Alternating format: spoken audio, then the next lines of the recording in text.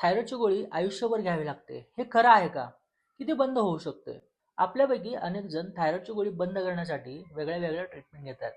पण खरंच गोळी बंद होते का? जर गोळी बंद होत असेल तर ती कोणत्या केसमध्ये बंद होऊ शकते, हे समजून घेणं महत्त्वाचं आहे. थायरॉइडची गोळी ही आजार बरा करत नाही, तर थायरॉइड हार्मोन कंट्रोल करते. पण जर थायरॉइड का वाढला आहे, त्याचा ऍक्च्युअल रिझन का आहे, कमी का होत नाही, या सर्व गोष्टींचा योग्य स्टडी करून योग्य पद्धतीने उपचार घेतल्यास आणि शरीराची नॅचरल स्ट्रेंथ वाढवली तर काही पेशंट्समध्ये त्याच्या रिपोर्ट्स आणि केस स्टडीनुसार गोळी कमी करता येते आणि हळूहळू बंदही करता येते. मित्रांनो, तुम्ही घेत असलेली थायरॉइडची गोळी एकदम बंद करणं हे धोकादायक आहे.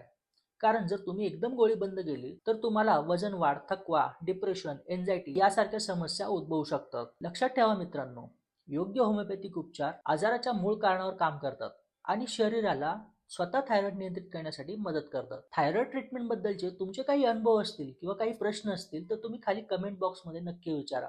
मी त्यांना उत्तर देण्याचा नक्कीच प्रयत्न करेल.